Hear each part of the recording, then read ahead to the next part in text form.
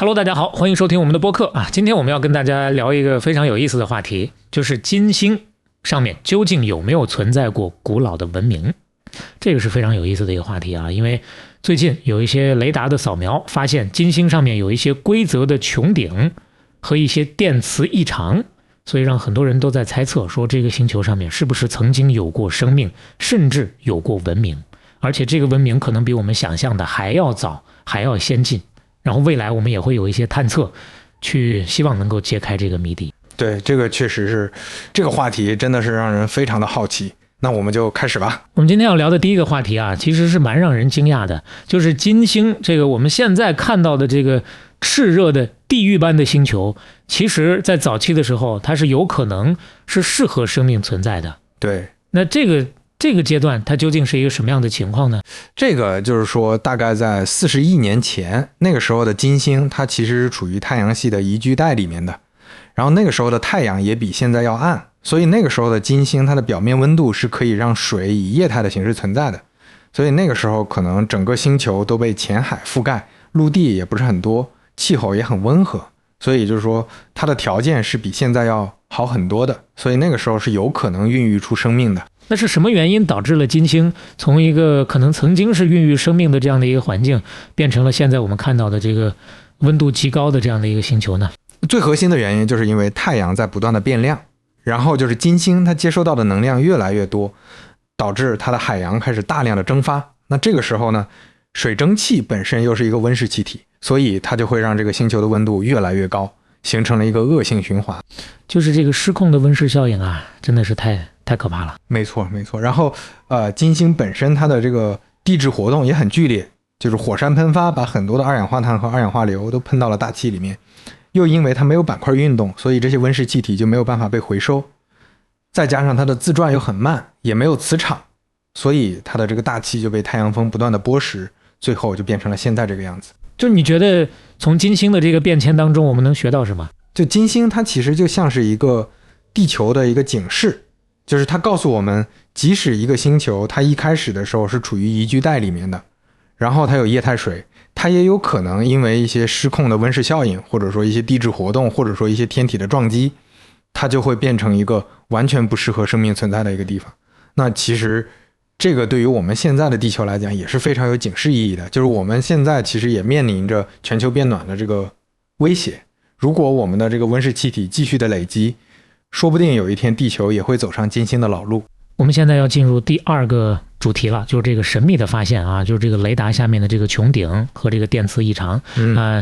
这个金星的这个所谓的尖柄穹顶啊，它到底有什么特别的？然后为什么科学家们对这个东西这么感兴趣？这个尖柄穹顶呢，它是一种在金星的表面发现的一种圆形的扁平的这种火山结构，然后它的直径呢可以达到几十公里，但是它的高度呢却只有差不多半英里左右，就是它是一种非常非常宽但是很矮的这种，就像一个薄饼一样摊在那个地方。那听起来确实跟地球上的火山不太一样。对，没错没错。而且就是它的这种边缘是陡峭的，然后顶部是很平滑的，有一些裂缝呈放射状或者是同心圆状，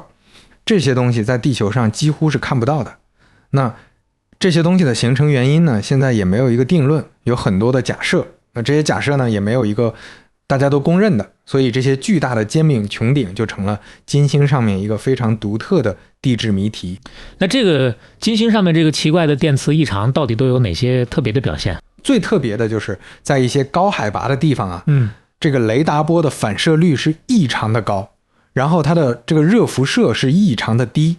就有些地方它几乎就像是一个镜子一样反射回所有的雷达波，但是它又不怎么发热。这听着确实挺玄乎的。对，而且还有就是在一些火山口啊，或者是一些山脉的顶端会出现一些很小的这种黑点，就是它好像把所有的雷达波都吸收了一样。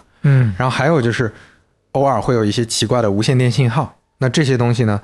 用传统的这种地质的或者是气象的这种过程都没有办法完全的解释，所以这也是让科学家们非常困惑的一个事情。你觉得是什么原因让金星上这些奇怪的穹顶和电磁现象难以用常规科学解释？就是因为比如说像这个尖柄穹顶，它的这个完美的圆形，然后它的这个平顶以及它的这个大小，在地球上是根本就没有找到过类似的。那就算是用现在最流行的这种熔岩的这种模型，也没有办法完全模拟出它的所有的细节。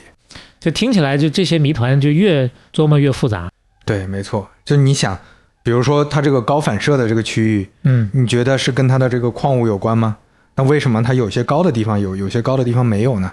然后这个偶尔出现的这个无线电信号，以及它这个奇怪的这个黑点儿，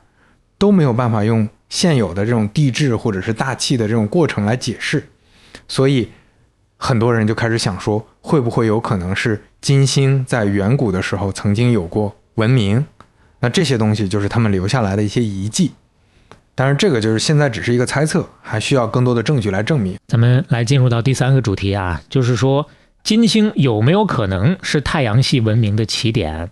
这个问题啊，就是说到底有什么东西让科学家们觉得说金星有可能曾经存在过高等文明？首先就是金星，它是太阳系里面最早形成的行星之一，然后它又有一个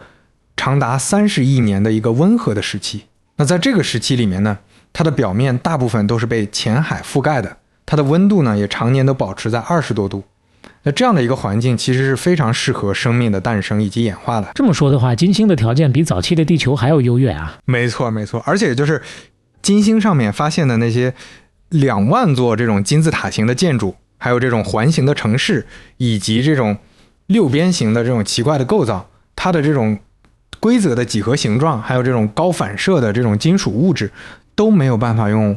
火山或者是说这种自然的风化来解释。所以有不少的专家都认为说，这些就是金星曾经存在过高度发达的文明的证据。那如果说金星真的曾经有过这么辉煌的文明，那这个文明后来到底发生了什么事？为什么消失了？对，其实现在比较公认的一个说法就是，金星它其实是经历了一次失控的温室效应，就是它的这个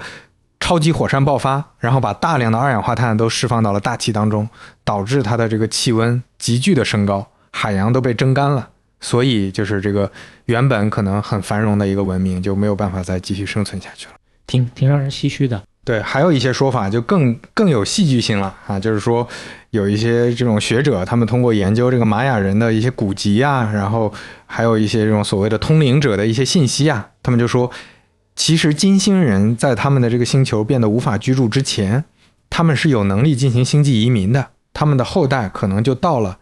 卓尔金星，或者是说圣星，甚至可能到了地球。比如说他们就猜测说，这个母大陆的人可能就是金星人的一个分支。